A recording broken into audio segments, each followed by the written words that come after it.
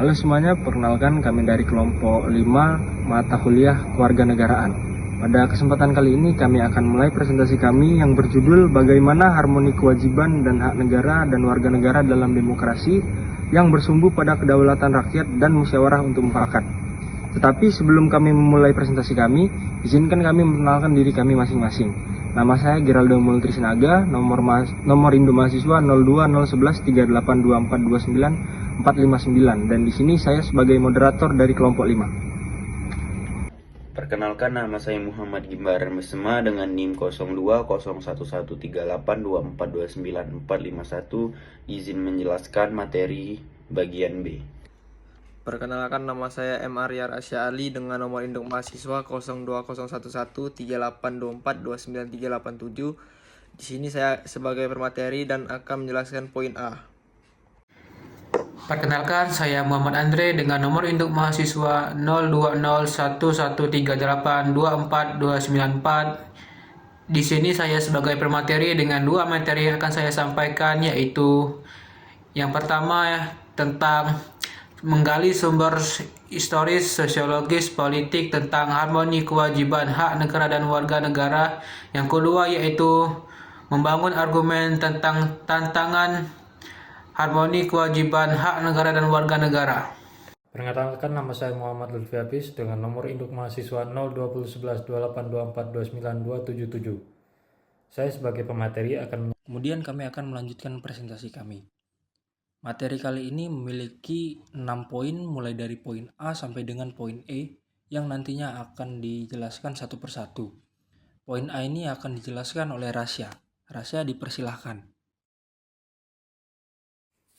Baiklah, saya akan menjelaskan materi A, yaitu menelusuri konsep dan urgensi integrasi nasional. Dalam negara demokratis, hak dan kewajiban saling terkait dan penting untuk menjaga stabilitas, keadilan, dan kelangsungan tatanan sosial. Konsep harmoni antara kewajiban dan hak negara serta warga negara menekankan keseimbangan antara hak warga negara dan kewajiban yang harus dipenuhi oleh warga negara dan negara itu sendiri. Itu tadi adalah penjelasan mengenai poin A yang sudah dijelaskan oleh Rasya, dan kemudian poin B akan dijelaskan oleh Gimbaran. Gimbaran, dipersilahkan. Ingin menjelaskan materi bagian B, yaitu menanya alasan mengapa diperlukannya harmoni kewajiban dan negara dan warga negara Indonesia. Harmoni antara kewajiban dan hak negara serta warga negara Indonesia sangat penting untuk memastikan berfungsinya sistem pemerintahan dan masyarakat secara efektif. Berikut beberapa alasan mengapa keseimbangan ini diperlukan. 1. Kesejahteraan sosial. Kewajiban negara untuk menyediakan pelayanan publik dan hak warga negara untuk menerima layanan tersebut harus seimbang, agar kesejahteraan masyarakat dapat tercapai. Negara yang memenuhi kewajiban akan mendukung pemenuhan hak-hak warga negara. 2. Stabilitas sosial dan politik. Keseimbangan antara hak dan kewajiban mengurangi potensi konflik dan ketegangan sosial. Jika warga negara merasa hak-haknya dihargai dan dipenuhi, mereka lebih cenderung patuh pada kewajiban mereka. 3. Kepatuhan hukum. Warga negara yang melihat bahwa negara menegakkan hukum dengan adil dan akan lebih termotivasi untuk mematuhi peraturan yang berlaku. Sebaiknya negara juga harus memberikan perlindungan hukum untuk hak-hak warga negara. 4.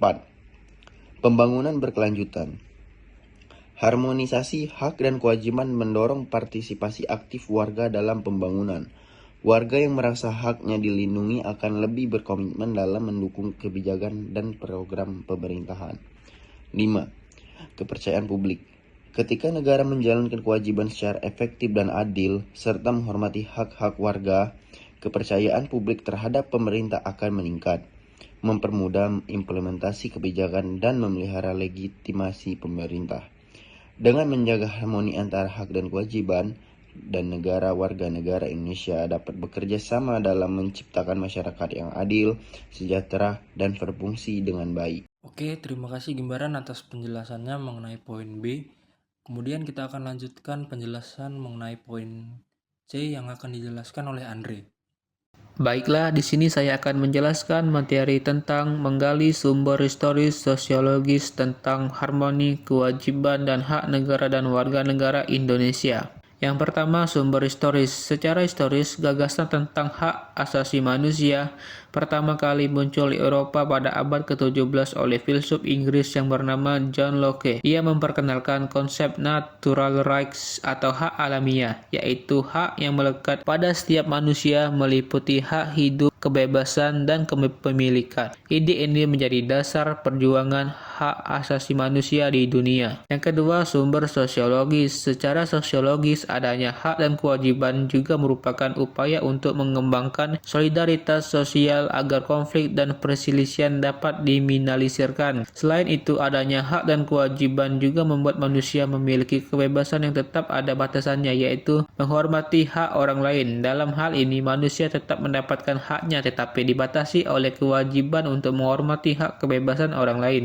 Yang ketiga adalah sumber politik. Secara politik, terjadinya dinamika kewajiban dan hak negara serta warga negara adalah hasil dari perubahan UUD NRI 1945 yang terjadi pada era reformasi, tepatnya pada pertengahan tahun 1998 berupa tuntutan yang disampaikan oleh masyarakat yang mayoritasnya adalah mahasiswa dan pemuda. Tuntutan tersebut termasuk perubahan besar karena pada era sebelumnya tidak diinginkan adanya perubahan tersebut. Setelah itu MPR telah melakukan perubahan secara bertahap dan sistematis dalam 4 kali perubahan. Dalam perubahan tersebut dihasilkan salah satunya adalah tentang penghormatan terhadap hak asasi manusia. Poin D akan tetap dijelaskan oleh Andre, maka Andre dipersilakan untuk menjelaskan.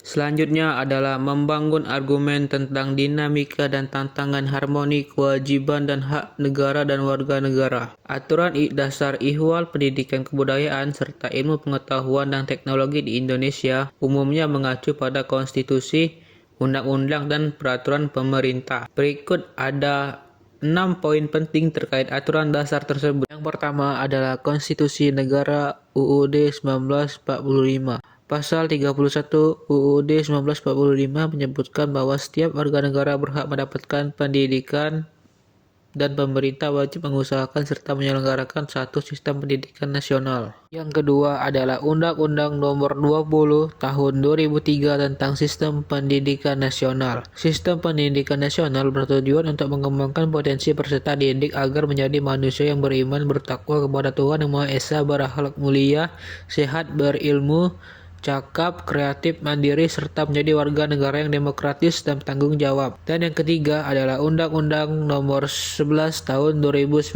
tentang Sistem Nasional Ilmu Pengetahuan dan Teknologi. Yang ketiga adalah Undang-Undang Nomor 11 Tahun 2019 tentang Sistem Nasional Ilmu Pengetahuan dan Teknologi.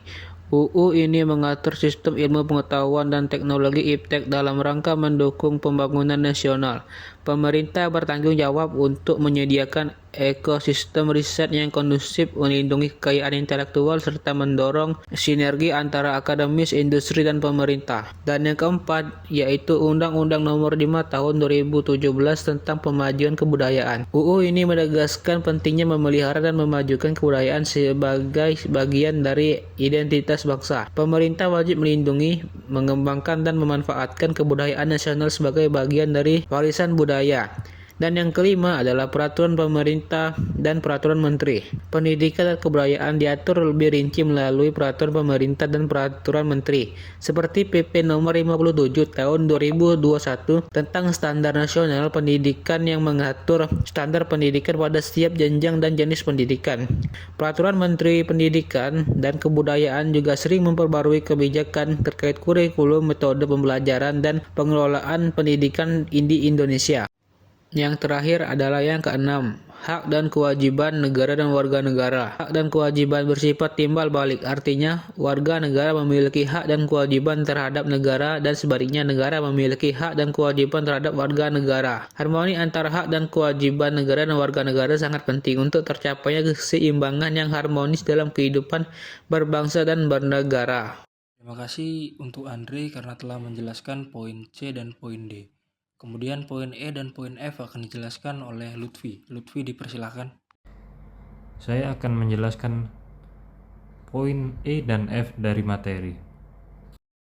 Deskripsikan esensi dan urgensi harmoni kewajiban dan hak negara dan warga negara.